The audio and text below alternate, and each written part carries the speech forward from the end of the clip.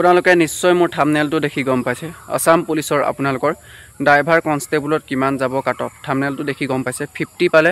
আপোনালোকৰ আসাম পুলিচৰ যিটো ড্ৰাইভাৰ কনষ্টেবল হয় ফাইনেল মেৰিটৰ নাম আহে না এই ভিডিওটোত মই আপোনালোকক ক্লিয়াৰকে কৈ দিম আৰু এই ভিডিওটো বহুত এটা ভাল ভিডিও হ'ব গৈ আছে তো আপোনালোকে স্কিপ নকৰাকে চাব তো 100% গম পাই যাব আপোনালোকৰ ফাইনেল কাট অফ ড্ৰাইভাৰ কনষ্টেবলত কিমান যাব এই ভিডিওটোত মই পুৰা ডিটেইলছত কম এতিয়া আৰম্ভ কৰিম 50 পালে আপোনালোকৰ নাম আহিবনে নাই মোক বহুতে কমেন্ট কৰি আছিল হয়তো আহি যাব পাৰে তো ক'ব নোৱাৰি কাট অফৰ কথা তথাপিতো মই আপোনালোকক যিকিটা কাট অফ কম হিমানৰ ভিতৰত আহিব মই এটা আপোনালোকক গ্যাৰান্টি দি কৈছো 69 ৰ ওপৰত কোনো কাষ্টৰে ড্ৰাইভাৰ কনষ্টেবলৰ কাট অফ নেযায় 69 ৰ ওপৰত কোনো কাষ্টৰে ড্ৰাইভাৰ কনষ্টেবলৰ কাট অফ নেযায় অলৰেডি মই কাট অফ বনোৱা আছে আপোনালোকক কাট অফখিনি দেখাই দিম কাট অফখিনি কাষ্ট ওয়াইজত চাব কিমান কাট অফ আছে আৰু তাৰ আগতে কৈ লৈছো আপোনালোকক মই যিটো কাট অফ বনাইছো আপোনালোকৰ যিটো ফিজিক্যাল কাট অফ আৰু আপোনালোকৰ ৰিটেন কাট অফ আৰু যিটো ড্ৰাইভাৰ স্কিল টেষ্ট আৰু আপোনালোকৰ 5 নম্বৰ এটা ভাইবাৰ টেষ্ট হৈছিল 5 নম্বৰ সকলোখিনি সম্পূৰ্ণ মিলাই কাট অফটো বনাইছো এই ভিডিওটোতে আগতেকৈ মই কৰিছো আপোনালোকে মোক পিছত সুধিব যে এটা 69 আপুনি কেনেকৈ পালে বা কথা এটা কৈছো জাস্ট এটা উদাহৰণ দিছো আপুনি কেনেকৈ 65 পালে বা 63 কেনেকৈ পালে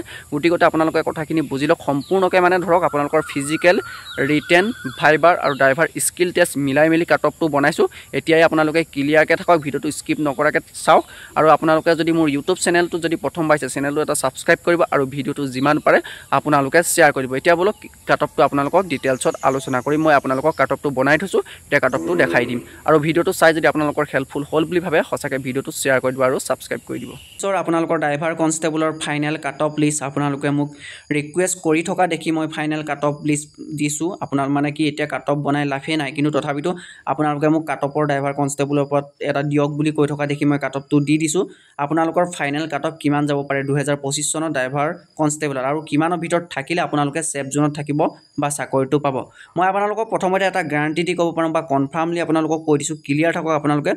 70 কোনো কাষ্টৰে আপোনালোকৰ কাট অফ নেযায় ড্ৰাইভাৰ কনষ্টেবলত আৰু মই 69 কেনেকৈ পালো বা 66 কেনেকৈ কাট অফ যাব পাৰে এই ভিডিওটোত মই আপোনালোকক ডিটেইলছত বুজাই দিম গতিকে মই প্ৰথমতে কাষ্ট ওয়াইজত আলোচনা কৰিম কাষ্ট ওয়াইজত কিমান যাব তাৰ পিছত মই আপোনালোকক বুজাই দিবলৈ চেষ্টা কৰিম জেনেৰেলত আপোনালোকৰ 69 কাট অফ যাব পাৰে ওবিচিত আপোনালোকৰ 66 কাট অফ যাব পাৰে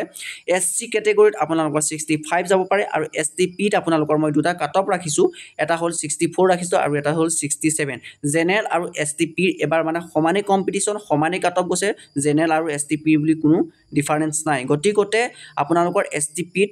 64 কাট অফ যোৱা বহুতে চান্স আছে নহলো কিন্তু 67 যাবগে কিন্তু 67 ৰ ওপৰত আপোনালোকৰ ড্ৰাইভাৰ কনষ্টেবল এসটিপি হলো আপোনালোকে কাট অফ দেখিবলৈ নেপায় ক্লিয়াৰ থাকক 67 ৰ ওপৰত কাট অফ নেযায় কিন্তু মোৰ মতে 64 মানে এসটিপিত কাট অফটো যাব লাগে আৰু এসটি8ত আপোনালোকৰ কাট অফ যোৱা চান্স আছে 62 তাতকে ওপৰত আপোনালোকৰ কাট অফ নেযায় হয়তো 62 কে কাট অফটো কমিব পাৰে এতিয়া মই কম 69 আৰু 66 কেনেকৈ ইমানটো কাট অফ যাব পাৰে শুনক আপোনালোকৰ যিটো আপোনালোকৰ ড্ৰাইভাৰৰ ফিজিক্যাল হৈছিল ফিজিক্যালৰ যিটো cut off physical cut off written cut off তাৰ পিছত আপোনালোকৰ ড্ৰাইভাৰ স্কিল টেষ্ট তাৰ পিছত আপোনালোকৰ ভাইবাৰ 5 নম্বৰ আছিল এই সকলোখিনি গুটেকিটা প্লাস কৰি আপোনালোকৰ